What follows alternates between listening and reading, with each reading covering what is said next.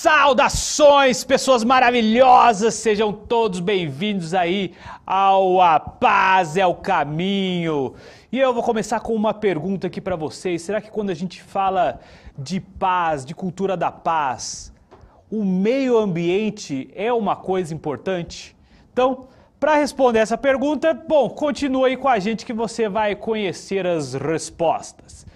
Qual que é o objetivo dessa aula? Bom, a gente vai falar um pouco, então, obviamente, sobre meio ambiente. Mas eu gostaria, antes disso, de fazer uma grande correção aqui.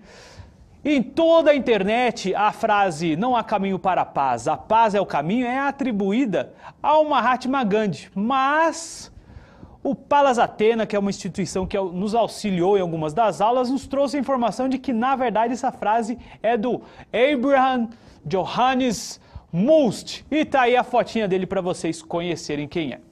Pois bem, vamos seguir aqui então com o nosso sumário. Estamos quase na finalização da nossa eletiva.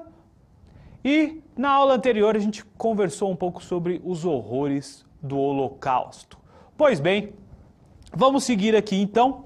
Gostaria primeiramente de agradecer o Marco e a Bianca, que estarão levando nossa voz através das Libras. E chamar a Tatiana. Seja muito bem-vinda ao Centro de Mídias. Um imenso prazer recebê-la aqui para conversar com os estudantes. Fique livre para se apresentar e vamos começar a nossa entrevista, pessoal. Continue aí com a gente.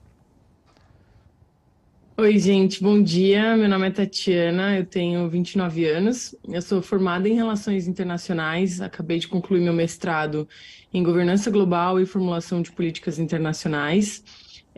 Atualmente eu trabalho na Prefeitura de São Paulo, na Secretaria Municipal de Relações Internacionais e estou aqui com vocês hoje para falar um pouquinho sobre cultura de paz e meio ambiente.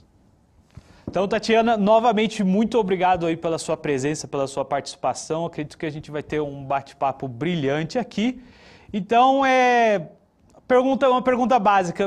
Como que a gente poderia definir a cultura de paz? O que é a cultura de paz? Então, a gente tem muitas definições sobre o que é uma cultura de paz, né? Mas, basicamente, é um conjunto de ações de um governo, de uma comunidade, de uma cultura, para combater o que a gente entende de violência positiva e violência negativa, né? A violência negativa, ou a paz negativa, desculpa, gente, combater a violência direta, a violência estrutural e cultural. E nesses três pilares, né, de violências que a gente conhece, existe o que a gente chama de paz negativa e paz positiva.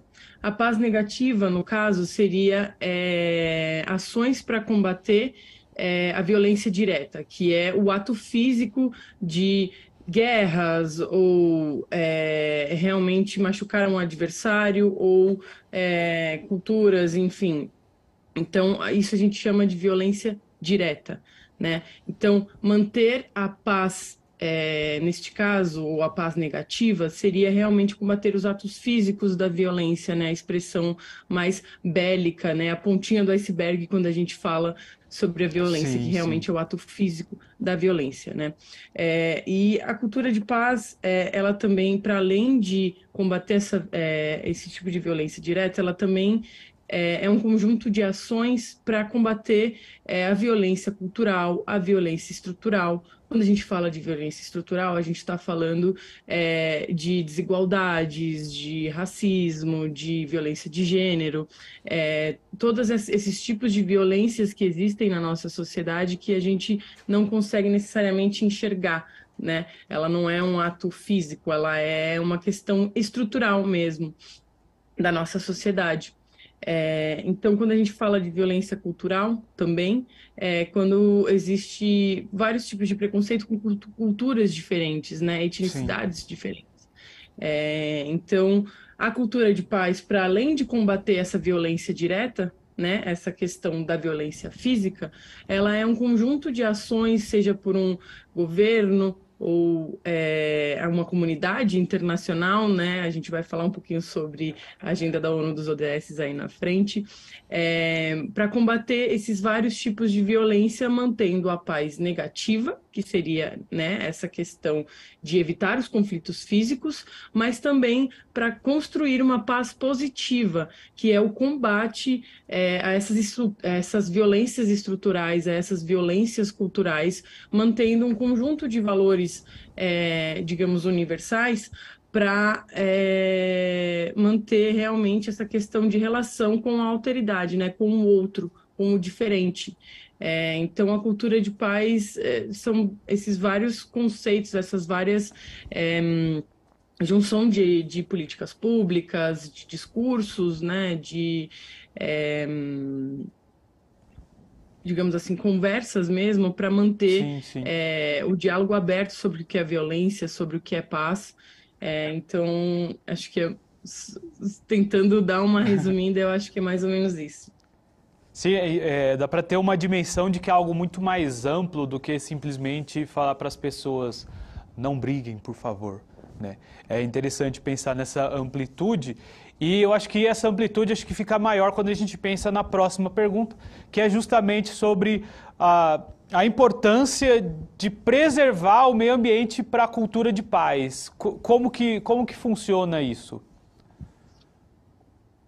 Então, a gente entende, é muito difícil fazer essa conexão entre cultura de paz e meio ambiente. Como que esses dois campos de conhecimento estão ligados, né? Nas relações internacionais, a gente tem um debate longo sobre isso e também um pouco recente, sobre como entender as questões ambientais, mas também tratar a questão de paz, né? Geralmente foram dois campos, né, do conhecimento, do estudo das relações internacionais que geralmente não se conversavam assim de maneira muito interseccional, né, por o meio ambiente ser um tema muito amplo e também as questões de paz também ser muito amplas, eles geralmente tratavam de coisas, cada um no seu campo de conhecimento. Então, mas só que mais recentemente existem acadêmicos, pesquisadores que estão tentando juntar essas duas linhas de pensamento, né? A questão da cultura de paz e o meio ambiente, para entender como que o próprio meio ambiente é mantenedor da paz, né? Sim, Então, sim. é um conceito um pouco abstrato da gente entender, mas eu vou tentar explicar um pouquinho aqui. É, Qual que é a importância, né? Então, indo para a pergunta, para preservar o meio ambiente e pensando na cultura de paz, é a gente entender qual que é o tipo de violência que a gente consegue observar quando a gente está falando sobre o meio ambiente, né? Pensando historicamente, né? A conquista por territórios, a guerra por territórios, o que isso causou de consequências ambientais, quando a gente pensa também na bomba atômica, quais foram as consequências ambientais que causou para aqueles Uhum. locais até hoje, né? Então, assim, Ah, interessante. desculpa. Interessante, interessante fazer essa conexão. Eu não tinha pensado na bomba atômica como um elemento que está voltado à Exato. paz e meio ambiente. Exato. Então, o que, né, naquele momento, aquela violência direta, né, o que causou de consequência ambiental para aquele lugar e causa até hoje. Então, como que a gente consegue pensar esses conceitos de paz negativa e paz positiva quando a gente fala de meio ambiente? Então, é realmente evitar o conflito direto, porque a gente sabe que isso causa, além de danos da vida mesmo, né? Violência de direitos humanos, da morte de pessoas e inúmeras pessoas, mas também as consequências para o meio ambiente, né? De como que isso causa vários tipos de poluição, enfim, como que você faz o descarte desses corpos que morrem nessas guerras.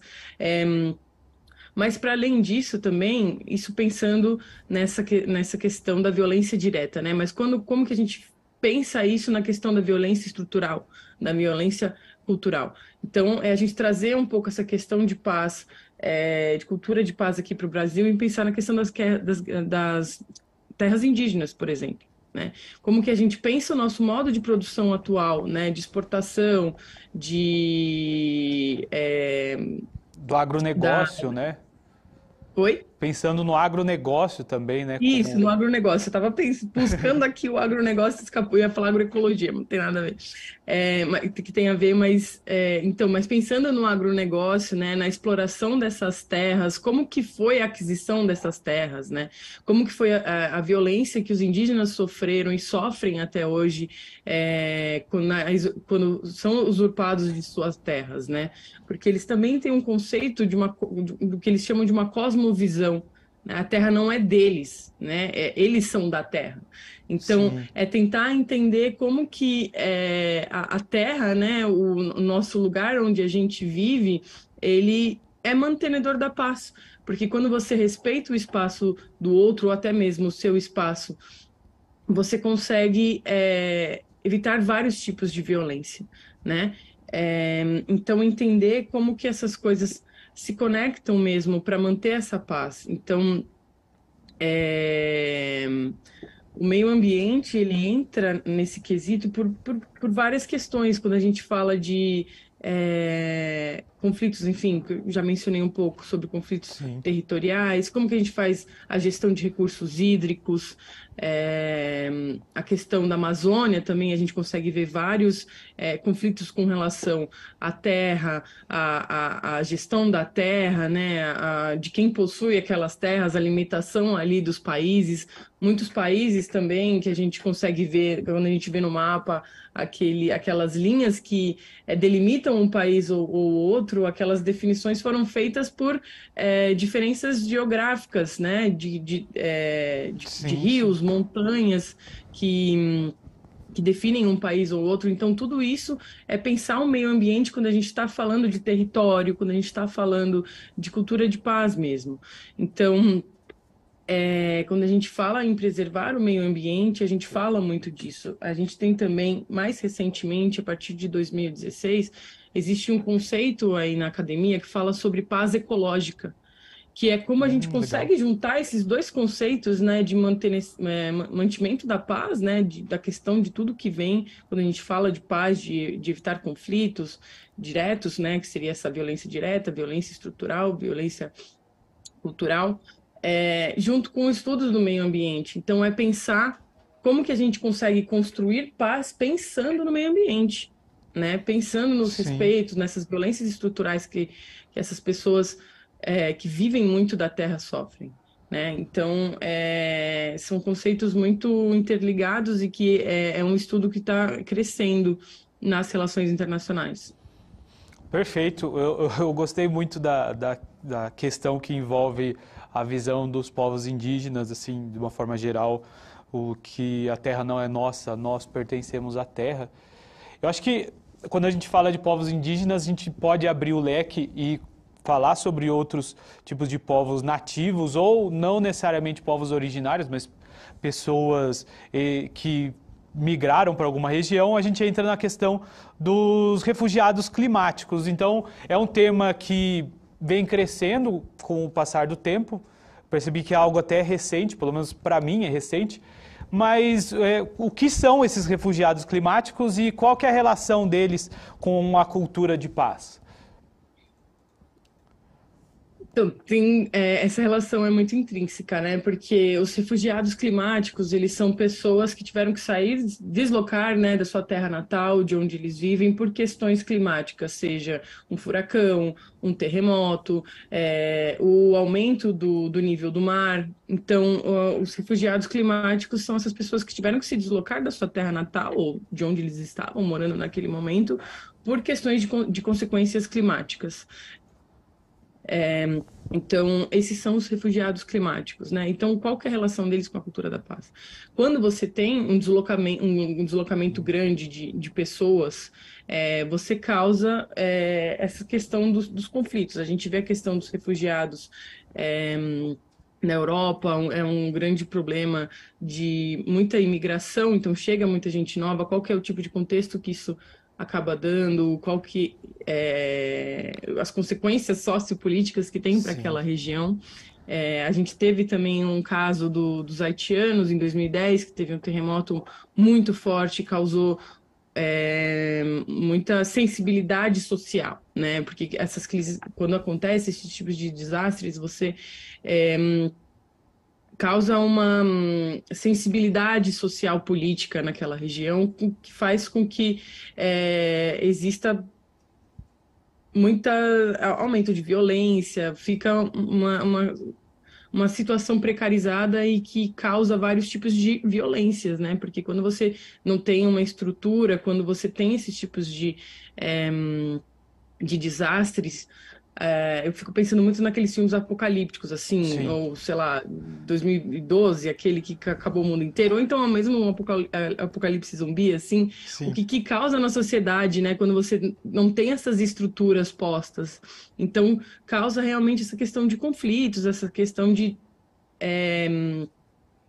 estruturas sociais que se desfazem, né? Então, como que você consegue relacionar essa questão dos refugiados com a cultura de paz? É pensar realmente como não escalar, né, esse tipo de violência. Então, esses refugiados que vão para outros lugares, pode não haver uma violência direta com eles. Muitas vezes tem, mas qual que é o tipo de violência estrutural que eles vão sofrer? Qual que é o tipo de acesso a serviços que eles vão ter em esses outros lugares que eles vão estar, né? E qual que é o tipo também de xenofobia que eles vão sofrer? Então, Sim. é pensar muito nisso também. Tem a questão também da escassez ambiental.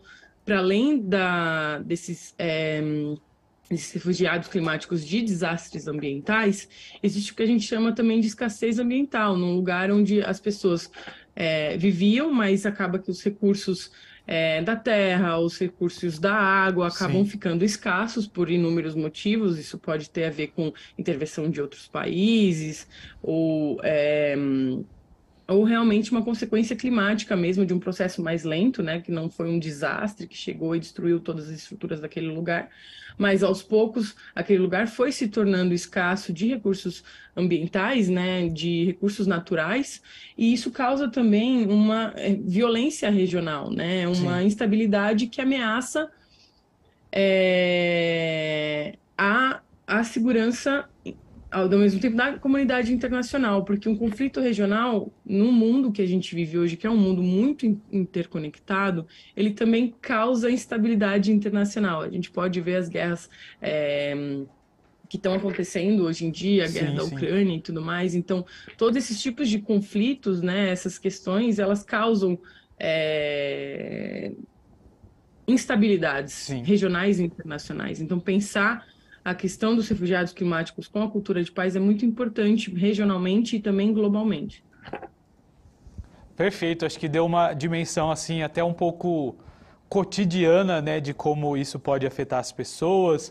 Trouxe uma visão de que a guerra, por exemplo, uma guerra que é lá na Ucrânia, às vezes a gente às vezes antes da guerra a gente não sabia nem localizar a Ucrânia no mapa e tal, e hoje em dia você consegue perceber que um país do leste europeu afeta a vida das pessoas, os brasileiros. Aqui no Brasil a gente percebeu quanto o mundo está conectado e toda essa questão dos refugiados. O Brasil é um país que historicamente, né, recebeu muitos refugiados advindo de diversos conflitos. Nós, provavelmente vocês aí que estão acompanhando, tem algum parente que veio de alguma região do mundo porque veio nesse esquema de refugiados. Então o nosso país também é fruto dessas questões e agora a gente está tocando no tema dos refugiados climáticos. A gente vai entrar por uma rápida vinhetinha e a gente já volta para o nosso papo. Agradecer a Tatiana pelo papo e a gente vai continuar daqui a pouco. Então continua com a gente aí!